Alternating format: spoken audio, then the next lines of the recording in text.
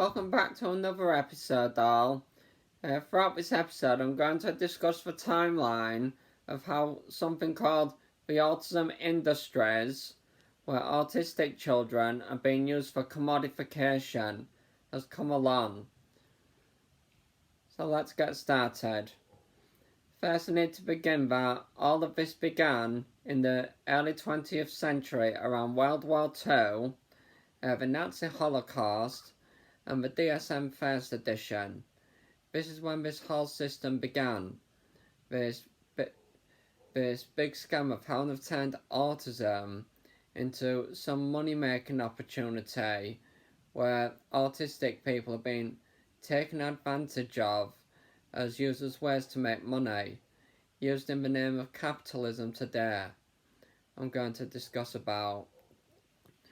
During the Nazi Holocaust, lots of people like autistic people, those with intellectual disability, anyone who was inside the DSM First Edition, like homosexual people, the Jews, all these different people seen as disabled or disordered, the Nazis were trying to destroy due to something called the eugenics movement, which was repopularised just beforehand by someone called Francis Galton. And this is where all of this began. In 1943, someone called Leo Connor, across in the US continent in the United States, it was just him and 11 children, and these 11 children were said to be autistic by him.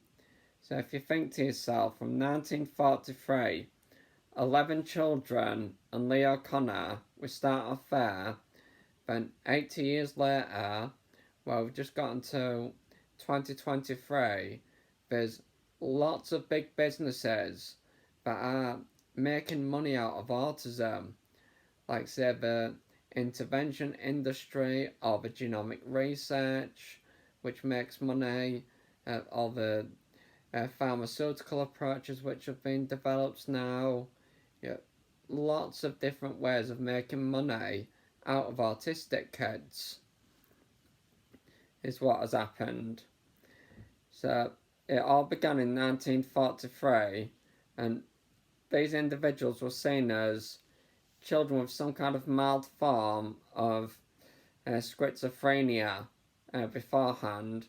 But in 1943, Leo Connor made it autism, because the 11 children he was with, he noticed that they seemed to have enjoyed themselves the most when they were just playing by themselves. And that's where autism gets its name from. Autos is Greek for self. So they enjoyed themselves by themselves the most when they were by themselves. And they just put plus ism on the end. So you get selfism, meaning autism. That's where the name autism came from. It came from the idea that autistic people enjoy themselves the most when they're by themselves. But then in 1952, that's when the second edition, the DSM-2, came out, and it decided to reclassify autism as a psychiatric disorder altogether. And what this did was, at this point in time, all these individuals called with mild schizophrenia, which is now autism, but by this time, is they were all kept inside institutionalisation, all of them, still in the time of 1952. So, autistic people, because they were all in institutionalisations, and then anyone who got seen as autistic, they got moved into institutionalisations. And this is why, around in the mid-20th century, hardly anyone knew about autism, because all those who were diagnosed as autistic were placed in institutionalisations. So it was seen as by psychiatrists came into it. So up to now, we've just got psychiatrists. So they're not going to make a lot of money out of it yet. in the mid-20th century. Then around that, just beforehand, there was someone called Hans Asperger, but he was across in Austria, and he was also related with the Nazis themselves. He sent approximately 800 autistic children to be killed by the Nazis, and all these ones who were said to be geniuses, like say Albert Einstein for example, he decided to call them his little professors and spare them. So Hans Asperger is not the person people originally thought he was. He wasn't someone who went saving autistic kids. All the ones who he liked, he decided to spare them, but those who he thought, oh, they can't work, they're not very good, he went sending them the other way. He did. Then we got to a bit later on in time, we got to 1961, and this went just beforehand. Someone called Earl Eva Lavas, he was a Norwegian. He was born in Norway, and he immigrated across to the United States, where autism was most common at the time, since they're the ones who came up with it across in the US, Leo Connor. So that's where it was most popular at that time, the mid-20th century. And he studied psychology under B.F. Skinner, and then in 1961 he opened an organisation called Applied Behaviour Analysis. And this is when autism began increasing a bit, because once he produced applied behaviour analysis, all those with intellectual disability and autism inside of the institutionalisation were beginning to be brought out and tracked by ABA. So now that, what this did was it brought paediatricians into the picture. So we've got paediatricians and psychiatrists in it now, plus psychologists now that we've got Oliver Lavas involved with it. And he decided to do conversion therapy. He was trying to make autistic kids indistinguishable from their peers. But at this point in time, we still don't know about Asperger syndrome yet. And we still don't know about that. But we're in something by Leo Connor called the refrigerator mother theory, where Leo Connor came up with some kind of nonsense theory that what causes autism is unaffectionate mothers, so mothers who don't have affection for their children. He thought that was the cause of autism, Leo Connor, which didn't quite make sense. So just after 1961, when autistic people began being brought out, and so on, that's around the time when the neurodiversity movement began getting prepared. These are the people who wanted to come out of institutionalisation, wanted to be treated as first-class citizens like everyone else. And that's around the time when the neurodiversity movement began to be prepared, but it did not start yet. So then just a little later in 1963, now that autistic people were out in the public, they began Autism Awareness Week or month. So this began making people see things like sensory issues, speech delay, and all these things that were called symptoms. They began seeing it and taking their kids if they thought their kids were autistic.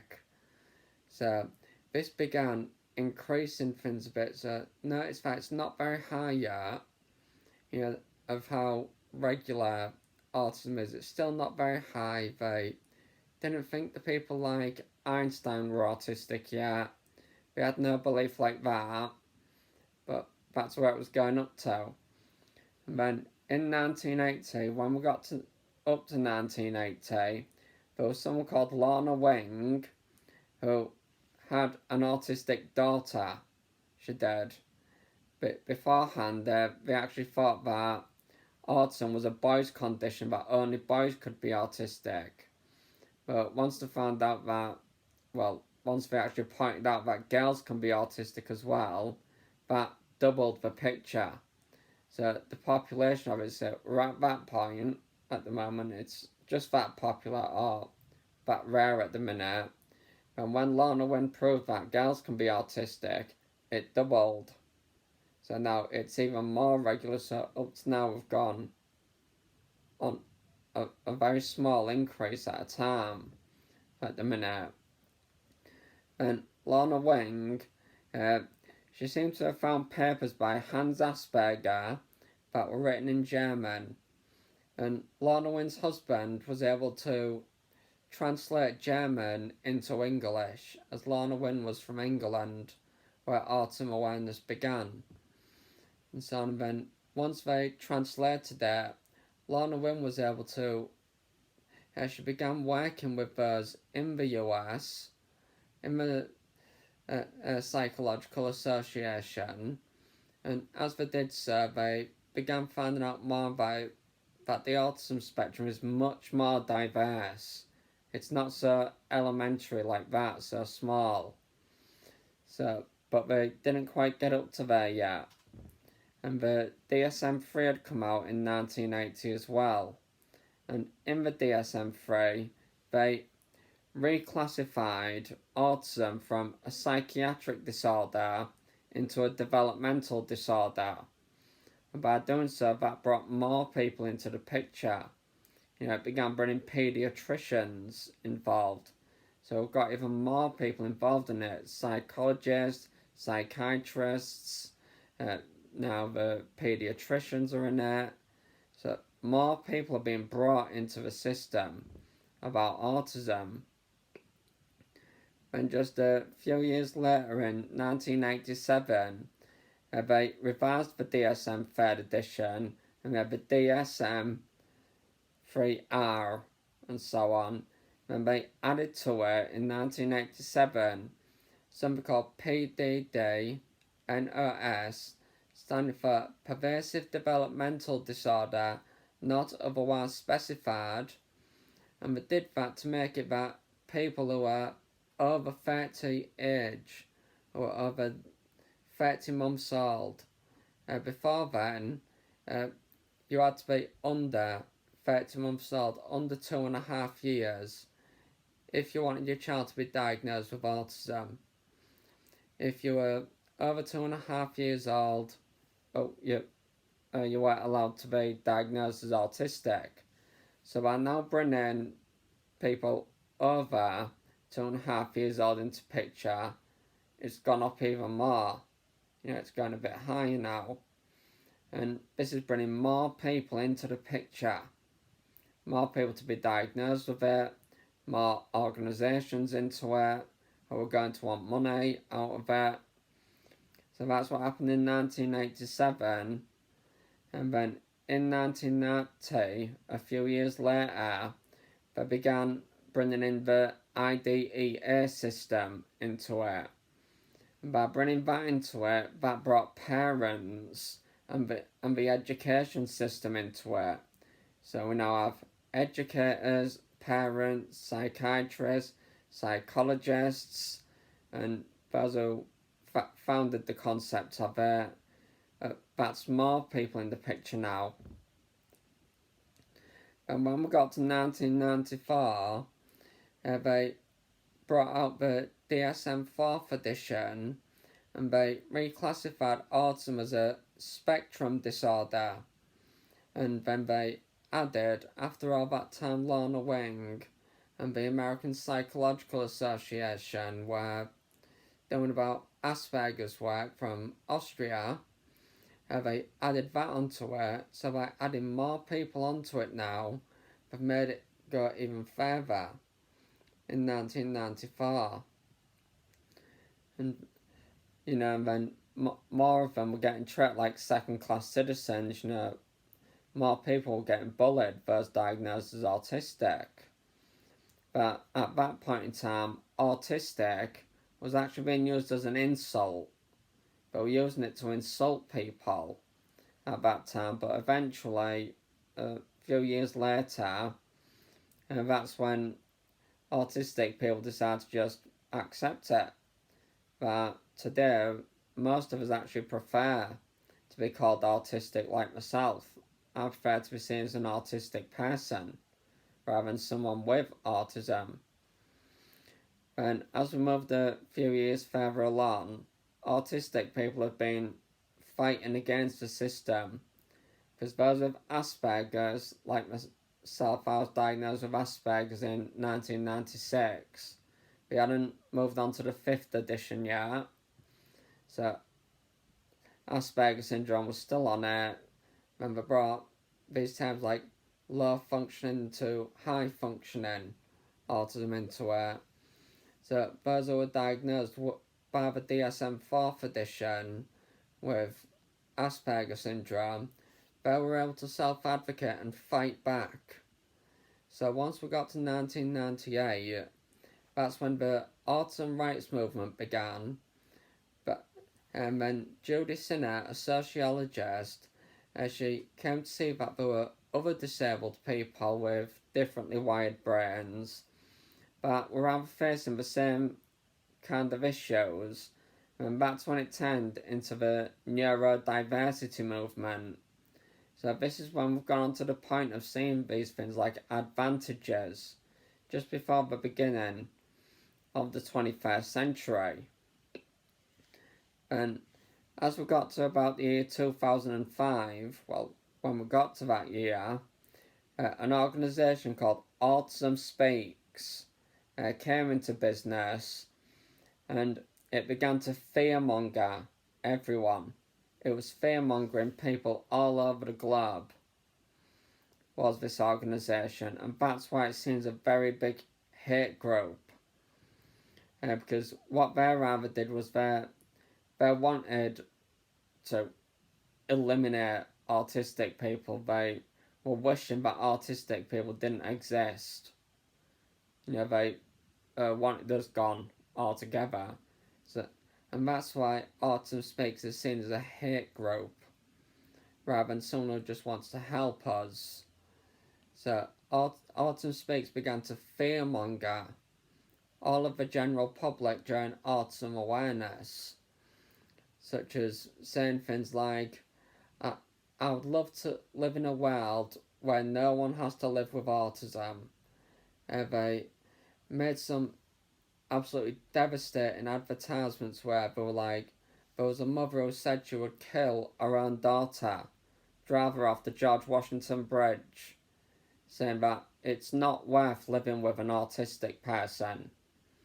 Making all these fear-mongering, devastating advertisements to rather do a strategy where they took something out of the capitalistic book, out of the book of capitalism, where it's a formula where you go from rhetoric across to economic issues, and by doing so, this rather demanded that there needs to be some kind of bridge in the middle of there, because with all this rhetoric saying that autism's a problem, it's a disease, because we know that autism's not an epidemic disease, but it was Autism Speaks that went preaching that Autism Speaks, that our disability, autism, is an epidemic disease, but we know that autism doesn't spread.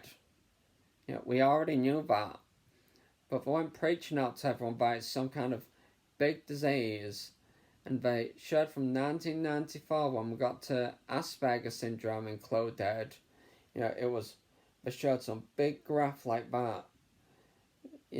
By showing that graph to the public, it made them think, it's spreading so quickly, it's going to get them on all of us.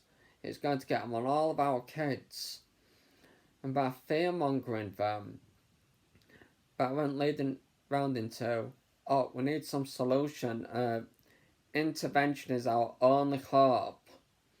And then they were working together with the Behaviour Analyst Certification Board, ABA, and that's why ABA, because Autism Speaks rather drove the government into funding, giving them funding, demanding, we need an answer to this problem. But this isn't actually a problem at all. The rhetoric and so on is all these ideas like autism is something so devastating, It's so bad, and so on. So they took that from the capitalistic book.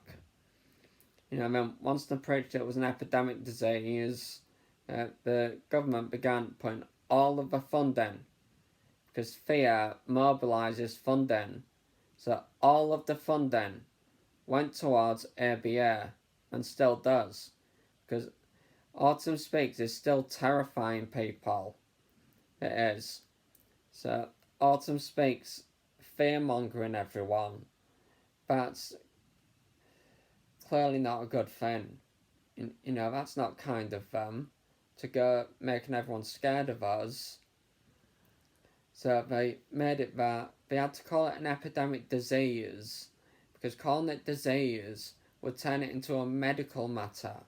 Because it wasn't a medical matter yet, but they turned it into one by calling it a disease. And by turning it into a medical matter, that meant we would need some medical treatment for it.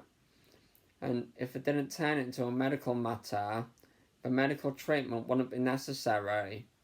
So by turning it into the medical matter, it only made logical sense that we need some kind of treatment. And that's why all of the funding goes towards ABA and doesn't give parents any other option. So even still this day, ABA, the BACB, Autism Speaks, they still work together. And because they're wanting to get rid of autism, they still this day, in somewhere called the Judge Rottenberg Centre, give electronic shock therapy. But they have actually killed people, killed autistic kids during the 21st century, which to me I find disgraceful.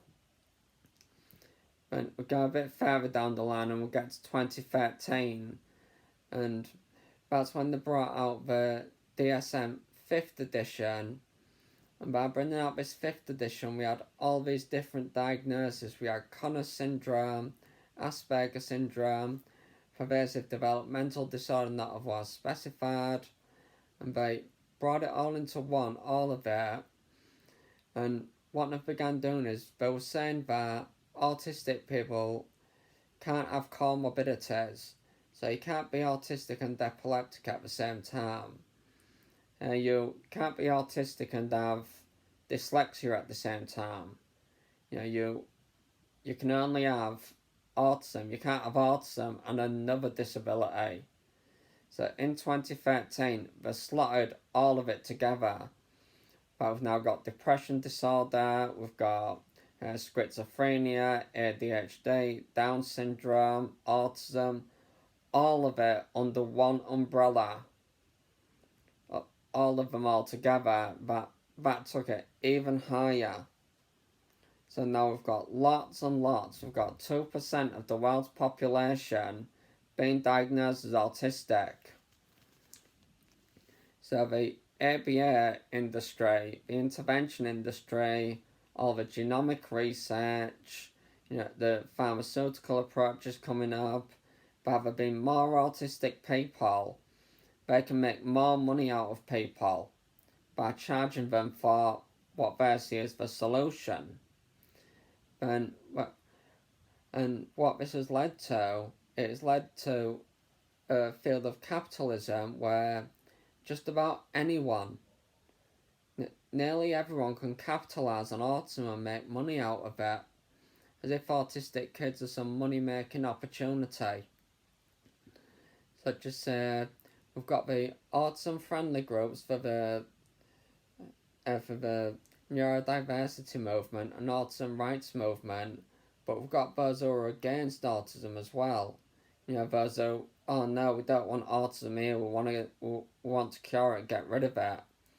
So people can make things like t-shirts that are friendly to autism, but may not be intending to capitalise, but by making clothing with logos and so on, it makes theirs more expensive that they can make money on it. So when it comes to Autism Awareness Month and so on, or Autism Acceptance Month, we go putting on campaigns, we can get more money from that. They sometimes make dolls which are supportive of autism. They can go get more money from there. And then all the different interventions that are out now, because they don't get insurance, these other ones can make money out of autistic kids, even if they don't intend to but just want to help.